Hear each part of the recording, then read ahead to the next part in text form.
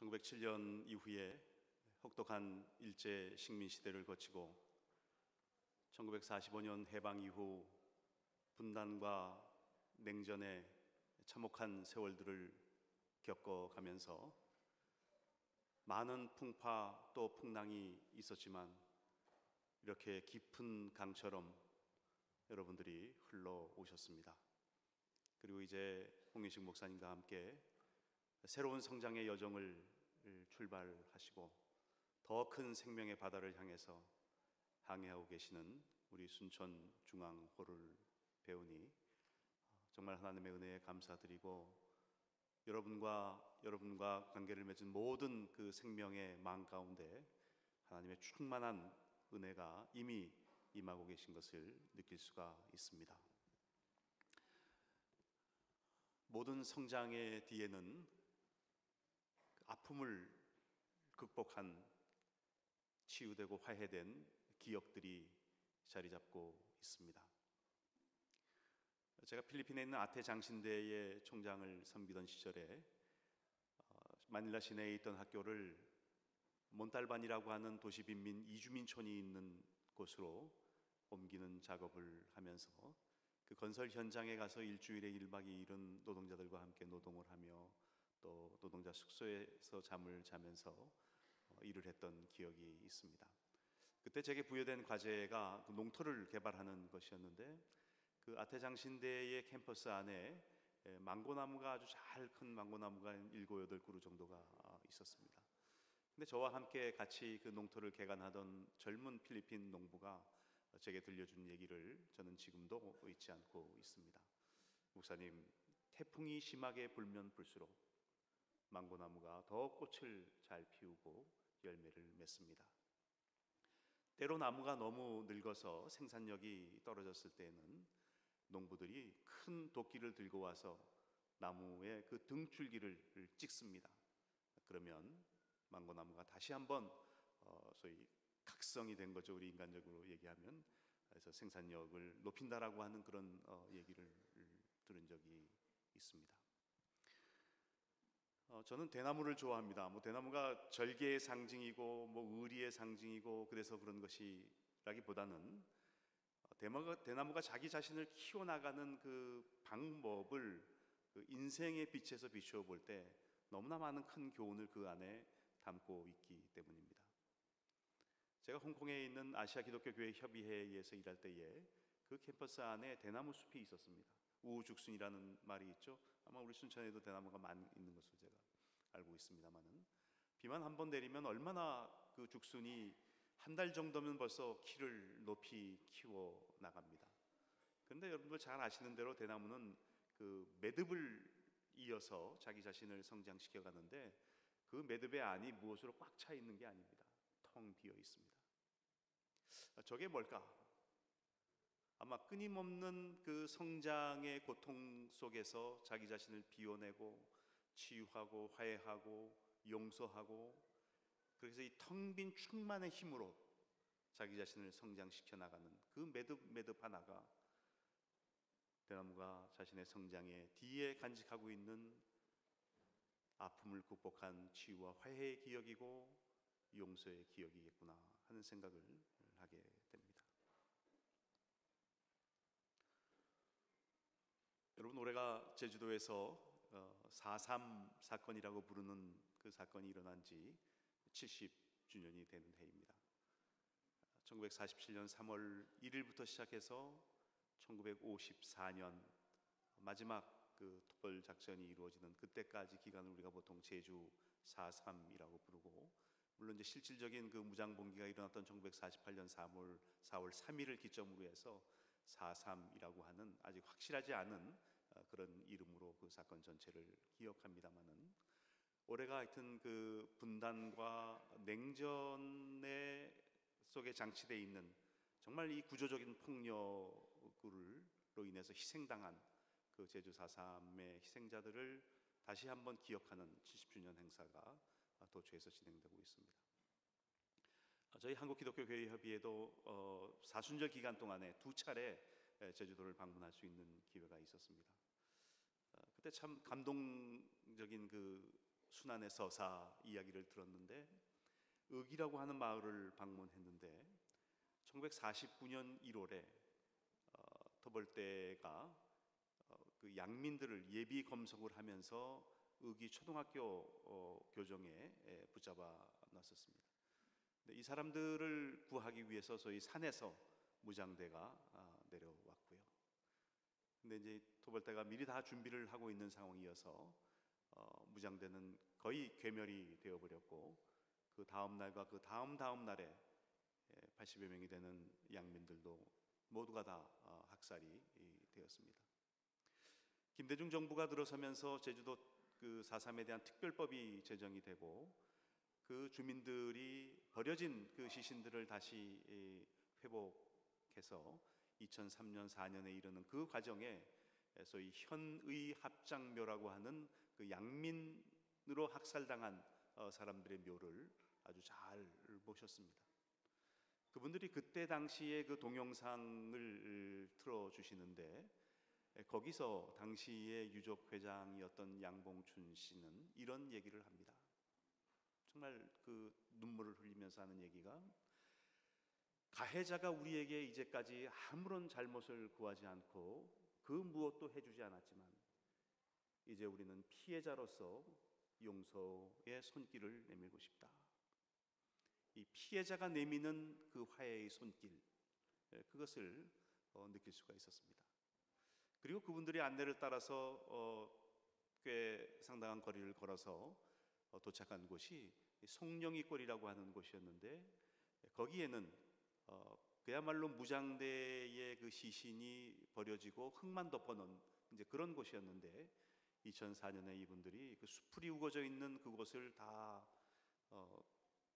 나무를 베어내고 혹시 그 가묘가 쓰여져 있는 그 지역이 훼손될까봐 경계석을 세워서 그 지역을 보호하고 있는 모습을 보았습니다. 그래서 우리는 성금요일 되기 직전 그 수요일에 다시 이 제주도를 찾아서 그 현이 합장묘와 송령이골에 있는 무장대의 가묘에 4.3의 상징인 동백나무를 각각 한 그루씩 심으면서 이 분단과 냉전이 빚어낸 참혹한 사건의 와중에서도 이 화해와 상생의 새로운 기운이 싹트기를 기원했었습니다. 여러분 잘 아시는 남도의 작가 이청준 씨가 있었죠. 그분의 그 서편제라고 하는 그 연작 소설집을 보면은 여러분들이 잘 아시는 그 초이 스님에 대한 이야기가 나옵니다. 그분은 다도의 성인이었고 뭐 동다성이라든가 다산신전이라든가 이런 그 다도와 관련된 많은 책을 지었고 또 정약용이나 또 추사 김정호나 이런 분들과 교분을 갖고 한 시대를 살았던 분입니다.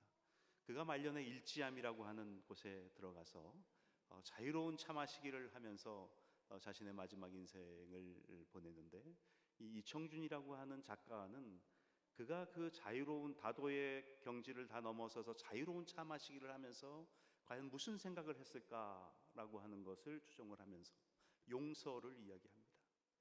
아마 그는 자유로운 차 마시기를 하면서 그가 살아온 인생의 구비구비에 맺혀져 있는 모든 그 매듭이 지어진 관계들 또 사건들 이런 것들을 또 자기 자신을 용서하면서 그 세월을 보냈을 것이라고 하는 이야기를 하고 있습니다. 작년에 여러분들 잘 아신 대로 종교개혁 500주년을 기념하는 해였습니다. 한국교계가 나로부터의 변화라고 하는 그런 슬로건을 내걸고 우리 자신을 변화시키기 위한 운동을 전개한 적이 있습니다. CBS와 국민일보가 같이 협찬을 했고 저도 국민일보에서 요청을 받아서 칼럼을 하나 쓴 적이 있습니다. 이것은 굉장히 그 우리 마음의 깊은 곳을 조명할 수 있는 그런 내용의 글이기 때문에 제가 소개를 드리고 싶고 여러분들이 잠시 눈을 감고 제 목소리를 경청하시면서 스스로를 조명해 보시는 시간으로 삼아도 좋겠습니다. 나로부터의 변화를 이끄는 성찰과 변혁의 과정은 자신을 용서하는 지점에서부터 비로소 출발할 수 있다. 깊고 어두운 욕망의 동굴에 갇힌 채 상처 입고 고통당하며 신음하는 자신을 성령의 내적 조명, 그 하나님의 은총의 빛 아래 새롭게 발견하고 아프게 그러나 기꺼움으로 끌어안아야 한다. 탐욕의 덫에 걸린 채 육체의 소욕의 노예가 되어 돈과 권력과 명예를 추구하며 갈등의 가시밭 덩굴 속을 허우적거리는 자신을 그리스도의 십자가 아래로 이끌어내야 한다. 음행과 더러운 것과 호색과 우상 숭배와 주술과 원수 맺는 것과 분쟁과 시기와 분냄과 당 짓는 것과 분열함과 이단과 투기와 술 취함과 방탕함의 자리에 내 던져진 채 육체의 일에 분주한 자신을 멈추어 세우고 살아온 길을 되돌아보아야 한다. 자신의 생의 길 위에 남겨진 흔적들, 그 안에 감춰진 모든 욕망의 비밀과 동기들을 하나하나 들춰내며 하나님의 은총의 빛 아래로 걸어 나와야 한다. 이 과정에서 자기 의와 자기 연민의 허울이 벗겨지고 자신의 모습을 가리운 위선과 거짓의 가면들이 내 동댕이 쳐지며 상처투성이의 악취가 진동하는 자신의 벌거벗은 모습이 드러나더라도 이를 미워하거나 회피하지 말고 깊고 아픈 사랑으로 대면해야 한다. 그런 자신 외에 설정할 수 있는 새로운 출발점은 그 어디에도 없기 때문이다. 나에게서부터 다시 출발하지 못하면 그 어디에서도 변화는 시작되지 않으며 자신을 용서하지 못하면 나로부터의 변화의 시작은 발생하지 않는다. 용서받기 위해서도 용서하기 위해서도 먼저 자신을 용서해야 한다.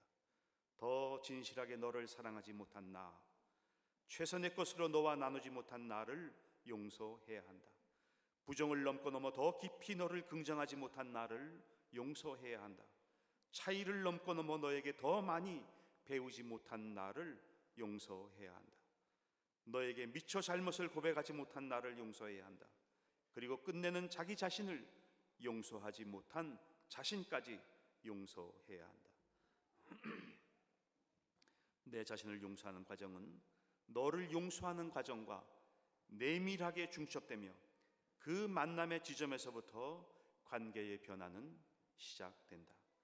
내 자신을 용서하는 과정에서 시작된 너에 대한 용서와 그로 인해 발생하는 관계의 변화가 맺는 열매가 사랑과 희락과 화평과 오래 참음과 자비와 양성과 충성과 온유와 절제라는 성령의 열매이다.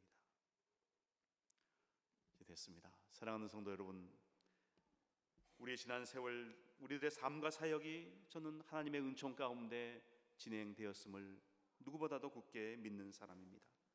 그렇지만 내 자신이 그렇듯이 우리 안에 여전히 드러나지 않는 마음의 어둡고 습한 구석들, 깊이 감춰진 상처들, 불현듯 되살아오는 미움과 원망의 감정들이 자리 잡고 있는 것 역시 사실입니다. 오늘 우리가 드리는 이 예배가 깊은 성령의 조명 아래 이 모든 것들을 치유하고 화해하는 여정을 새롭게 출발하는 예배가 되기를 바랍니다. 그 과정에서 먼저 여러분 자신들을 용서하실 수 있기 바랍니다. 유대인들이 세계 제2차 대전을 경험하면서 소위 600만 학살이라고 하는 그 홀로코스트의 경험을 비판적으로 성찰하는 과정에 남긴 유명한 격언이 있습니다. 용서하되 잊지는 마라. 여러분, 우리가 어떤 사건을 용서한다고 했을 때 그 사건을 결코 잊는 것이 아닙니다. 다만 그 사건을 기억하는 방식이 달라진 겁니다. 용서하기 전에는 그 사건을 기억할 때 미움과 원망과 시기와 질투와 온갖 부정적인 감정으로 휩싸여 버리는데, 용서를 한 이후에는 그 사건이 담고 있는 새로운 의미의 지평들을 발견하게 되고 변화된, 그리고 치유되고 화해된 사건으로서 그 사건을 기억하게 됩니다. 그렇기 때문에 기억이라고 하는 것이 내가 누군가인가를 알려주는 가장 중요한, 나의 정체성을 규정하는 가장 중요한 요소가 되는 것입니다. 내가 어떤 사건을 어떤 방식으로 기억하고 있는가 하는 것이 지금 내가 누구인가라고 하는 것을 잘 설명해주고 있기 때문입니다. 여러분들이 개인적으로 또 집단적으로 경험한 아픈 기억들이 있을 것입니다. 오늘 여러분들은 그 기억을 어떤 방식으로 기억하고 있습니까? 그 사건이 만들어낸 온갖 부정적인 요소들이 여전히 여러분들을 괴롭히고 있습니다. 아니면 그 과정 속에 내 스스로를 용서하고 용서의 손길을 내밀고 치유되고 화해된 기억으로 그 기억을 여러분들 속에 간직하고 계십니다. 우리가 어떤 방식으로 그 기억을 간직하고 있느냐라고 하는 것이 우리 개인과 우리 공동체의 삶의 성격을 규정하는 매우 중요한 요소가 될 것입니다. 여러분, 그러나 말처럼 그게 쉬운 일은 아니죠. 정신적 외상, 우리가 소위 트라우마라고 얘기하는 그 정신적 외상의 경우는 어떻습니까? 잊어버리고 싶지만 그것들을 잊어버릴 수 없게끔 우리의 기억 속에 낙인 찍혀져 있는 기억들이 있죠. 이 정신적 외상을 입은 경험들, 특히 우리 몸에 아려져 새겨 있는 경험들, 우리 민족이 집단적으로 경험한 그 아픈 역사의 기억들, 이런 것들이 쉽게 잊혀지지 않습니다. 우리의 그 달력을 보면 식민시대 이후 우리 근현대사에 이르는 온갖 아픔의 기억들이 그 달력 속에 다 새겨져 있습니다. 우리가 오늘 세월호 4주기를 기념하고 있죠. 내일 저는 소위 그분들 언어로 연결식이라고 부르는데, 다시 말하면 이 장례 일정을 다 마치고 이제 그분들과 마지막 이별을 고하는 의식을 저희가 안산에서 행하게 됩니다.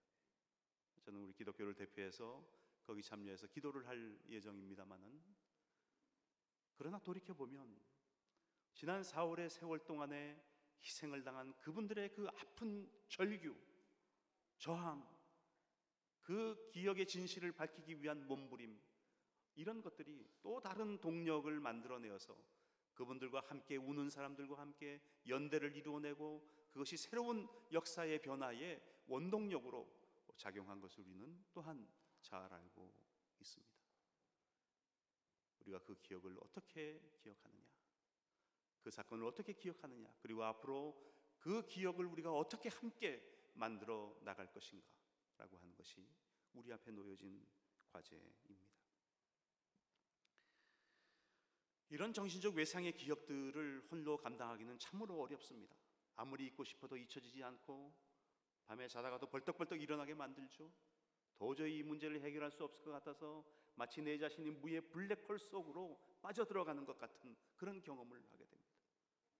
깊은 절망과 소외와 좌절 속에 내 자신이 내 동댕이 쳐지는 거죠. 만약에 이 문제를 해결하지 못하면 내 스스로 이 악순환의 고리를 끊을 수밖에 없는 그런 결정적인 순간까지를 우리는 생각하게 될 것입니다. 오늘 우리 세대에, 우리 주변에, 또 우리 안에 이와 같은 정신적 외상들로 고통당하는 사람들을 도와줄 필요가 있습니다. 함께 하면서 귀를 기울여주는 도움, 그 도움이면 사실은 필요한 부분들은 이미 족하게 채워지고 있는 것입니다. 함께 한다는 게 뭐죠? 동행한다는 거죠. 그분들의 이야기를 듣는다는 게 뭐죠? 경청하는 거죠. 이 동행과 경청의 과정을 우리 공동체가 얼마만큼 진실하게 애정을 가지고 정말 운 자와 함께 우는 그 심정을 가지고 시작할 수 있는가라고 하는 것이 오늘 과연 우리가 그리스도인으로서 이 세대를 변화시킬 수 있는 힘이 있느냐 없느냐를 가늠하는 일이라고 생각이 되어집니다. 고통이 줄어들기까지 정신적 외상을 입은 그 경험에 대한 이야기는 끊임없이 이야기되어져야 됩니다. 우리 세월호 사건이 나서 한 1년쯤 지나니까 많은 사람들이 이제 그만해라. 그러나 그만하라라고 하는 그 요청이 희생자나 그 유가족들에게는 얼마나 큰 상처로 가슴에 박혀 있는지 모릅니다. 그만두라고 얘기할 것이 아니라 그들과 더 깊이 동행하고 경청하면서 그들에게 자꾸 이야기하라고 말을 해야 됩니다. 왜냐하면 자꾸 이야기하는 과정 속에 그 사건을 새롭게 해석할 수 있는 의미의 지평들이 열려가기 때문입니다. 그 사건을 치유하고 화해의 자리로 이끌어갈 수 있는 새로운 의미가 생의 의미가 그 속에 계속해서 발견되어져 가기 때문입니다. 이 동행하며 경청하는 사람들, 함께하면서 이 귀를 기울여주는 사람들은 고통당하는 사람들이 안전하다는 확신을 가질 수 있는 시공간을 만들어내야 되는데, 저는 오늘 우리 한국교회가, 특별히 우리 순천중앙교회가 그런 안전과 신뢰의 시공간을 마련할 수 있어야 된다고 생각합니다. 이런 안전과 신뢰가 확인되는 그런 시공간에서 비로소 상호 존중과 자율이 회복되고 치유와 화해의 여정이 출발될 수 있기 때문입니다.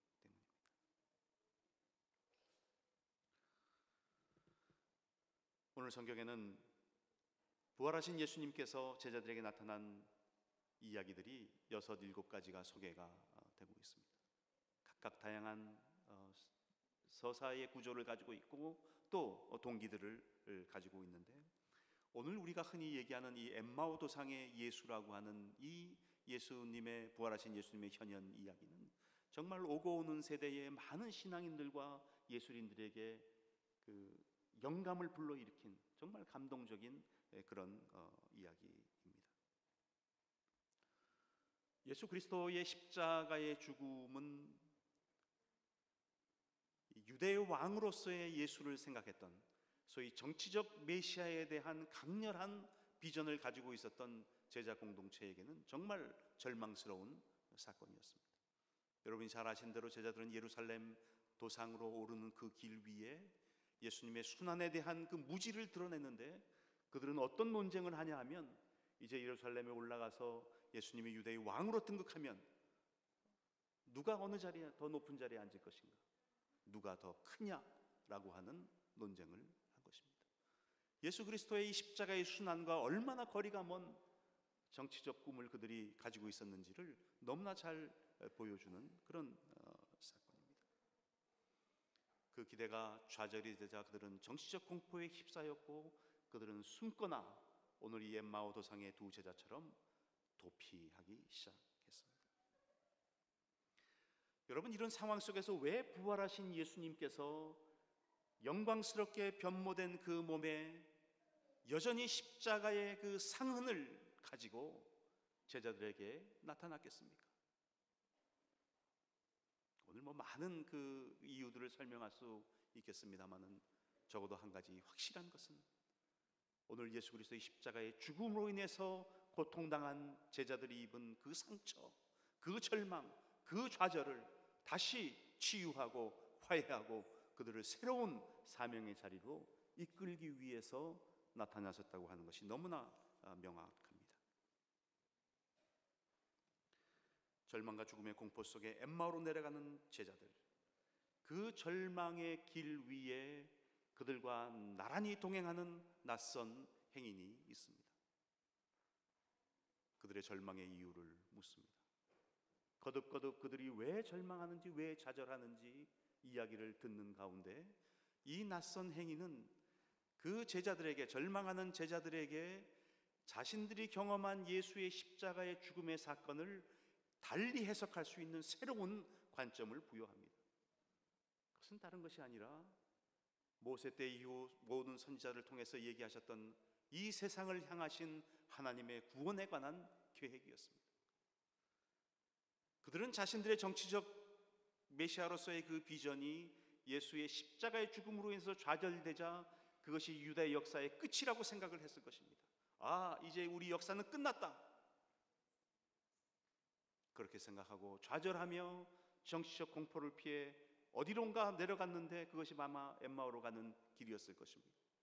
그 길 위에 만난 예수는 십자가의 사건을 풀어주는 전혀 다른 시선, 하나님이 이 세상을 어떻게 구원하시려고 했으며, 하나님이 이 세상을 향한 목적이 무엇이며, 그리고 그 정점에 예수 그리스도의 십자가의 죽음이 있다라고 하는 것을 그들에게 깨우쳐 주신 것입니다. 예수님의 십자가의 죽음이 유대의 해방과 구원을 위한 역사의 끝이 아니라 하나님의 구원 역사의 정점이고 새로운 출발이라고 하는 것을 보여준 것입니다. 그의 마음속에 아마 제가 생각에는 용서가 생겼을 것 같아요. 절망하고 좌절했던 자신에 대한 용서가 그렇구나, 이 깨달음을 통해서 생겨났다는 생각이 듭니다. 파괴된 인간성이 회복되기 시작한 거죠.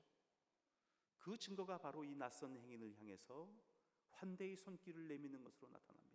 여러분, 우리가 우리 자신이 치유되고 회복되었을 때 가장 먼저 증거로 나타나는 것은 상처 입은 이웃을 향해서 우리의 도움의 손길을 내미는 것입니다. 왜요? 우리가 그 상처의 기억을 가지고 있기 때문에, 그 상처를 치유하고 화해한 그 기억을 우리가 가지고 있기 때문에, 그 기억은 우리를 또 다른 사람을 향해서, 고통당하고 있는 사람을 향해서 그 손길을 펼치기를 원하는 기억이기 때문에 그렇습니다. 그들의 상처 입은 인간성이 회복이 되고 떡을 나누고 잔을 나누며 그들은 아마 예수 그리스도께서 공생의 기간 동안에 그들과 수없이 반복했던 성만찬의 아름다운 사건의 기억들을 비로소 그 깊은 의미를 회상할 수 있었을 것입니다. 새로운 신뢰의 관계가 형성되고 믿음이 회복되면서 제자들은 비로소 눈이 열려서 그 낯선 동행인이 부활하신 예수님이다 라고 하는 것을 깨닫게 됩니다. 부활하신 주님은 십자가의 죽음이 가져온 절망과 공포 속에 사로잡혔던 제자들을 치유하고 화해하고 그들에게 새로운 사명을 부여하시며 그들의 생명을 회복시키십니다. 오늘 이 변혁의 경험이, 오늘 이 변혁적 사건에 대한 기억이 그들을 다시 예루살렘의 자리, 사명의 자리, 그리고 온 유대와 땅끝까지 이르러 내 복음을 증거하는 순교적 증언의 자리로 내몰게 된 것입니다. 부활하신 예수님과의 만남으로 인해서 예루살렘에서 엠마오로 가는 절망과 공포의 여정은 치유와 화해의 여정으로 바뀌었고, 제자들은 오던 길을 되돌아 엠마오에서 예루살렘을 향해 가는 사명의 새 여정을 출발한 것입니다. 사랑하는 순천중앙교회 성도 여러분, 오늘 우리가 살아가는 세상은 치유와 화해를 갈망하는 세상입니다. 정의와 평화에 대한 목마름으로 몸부림치는 그런 시대 속에 우리가 살아가고 있습니다. 영적인 차원에서 세속화가 진행되는 과정에 깊고 오랜 말씀의 기근을 우리가 경험하고 있습니다. 사회 경제적 차원에서 신자유주의 시장 경제 체제가 확립이 되면서 일대 99의 불평등한 세상이 이제는 구조화되어 버리고 말았습니다. 생태적 차원에서 자연을 개발을 위한 대상으로 생각하고 상품화하는 이 인간 중심주의가 확고하게 자리 잡으면서 이제 서구 근현대 문명은 지구 생명 공동체 전체를 공멸의 위기로 내어몰고 있습니다. 하나님께서 창조하신 생명의 망, 그 안에 자연과 인간이 함께 깃들어서 풍성한 생명을 누려야 되는 그 생명의 망이, 생명의 망의 존재 자체가 공멸할 수밖에 없는 그런 위기 속으로 빠져가고 있고, 이 생명의 망에 깃들어 사는 모든 생명의 개체들이 우리 인간들을 포함해서 치유와 화해를 갈망하며 새로운 구원을 기다리고 있는 것입니다. 여러분 아신 대로 2013년에 부산에서 세계교회협의회 제10차 총회가 열렸습니다. 생명의 하나님 우리를 정의와 평화로 이끄소서라고 하는 주제를 가지고 열렸습니다. 여러분, 하나님께서 창조하신 이 생명의 망을 지탱하는 두 축이 정의와 평화입니다. 흔히 우리가 정의 없는 평화를 얘기할 때가 많습니다. 거짓 평화입니다. 흔히 우리가 정의를 강조하면서 평화의 열매를 맺지 못할 때가 많이 있습니다. 그것은 폭력적인, 보복적이고 폭력적인 악순환을 우리에게 낳습니다. 그래서 성서는 의와 화평, 즉 정의와 평화가 입맞춰야 된다고 얘기하고 있습니다. 그러면 정의와 평화를 어떻게 입맞추게 할 수 있겠어요? 치유되고 화해되지 않는 한 정의와 평화는 입맞추기 어렵습니다. 다시 말해서 치유와 화해가 정의와 평화를 입맞추게 하고, 정의와 평화가 입맞출 때 이 땅의 생명이 회복되고 풍성해진다라고 하는 것입니다. 여러분, 하나님의 백성은 예수 그리스도 안에서 치유되고 화해되어 새 생명을 얻은 사람입니다. 우리 모두가 예수 그리스도의 순환과 죽음과 부활에 연합되어서 새로운 생명체로 거듭난 사람들입니다. 그 고백 가운데 우리 공동체가 형성이 되었고, 그 십자가 아래서 이룬 우리에게 선물로 주신 값싼 친교와 일치로 우리가 사랑의 공동체가 된 것입니다. 치유되고 화해된 생명 공동체입니다. 아까 말씀드렸던 대로 치유와 화해의 기억은 고통당하는 이웃을 향해 또 다른 치유와 화해의 손길, 용서의 손길을 내밀게 되는 것입니다. 그러므로 예수 그리스도의 순환과 죽음과 부활과 연합해서 치유되고 화해된 생명 공동체로서의 교회는 지금 성문 밖 순환당하는 그 자리에서 여전히 진행되고 있는 하나님의 치유하고 화해하는 선교에 참여하는 그런 선교 공동체가 되어야 된다라고 하는 것입니다. 111주년을 맞이하시는 순천중앙교회 성도 여러분들이, 비록 오늘 우리가 살아가는 이 시기가 생명의 망이 깨어지고 치유와 화해를 갈망하며 우리 개개인과 우리 공동체가 안고 있는 짐이 여전히 무거워 보일지라도, 오늘 이 시간 우리의 존재라고 하는 것은 더 이상 엠마오 도상으로 내려가는 절망과 좌절 속에 있는 그 인자들이 아니라 예수 그리스도의 십자가의 죽음에 대한 의미를 확실하게 새롭게 깨닫고 하나님의 구원 역사의 장대한 그 계획 속에 오늘 우리 공동체의 삶과 우리가 안고 있는 십자가의 사명이 무엇인가를 새롭게 조명하면서 이 세상을 향해 치유와 화해의 선교를 진행하는 생명 공동체로 더욱더 발전해 나가시기를 간절히 기원합니다. 하나님께서 여러분들과 함께 하실 것입니다. 감사합니다.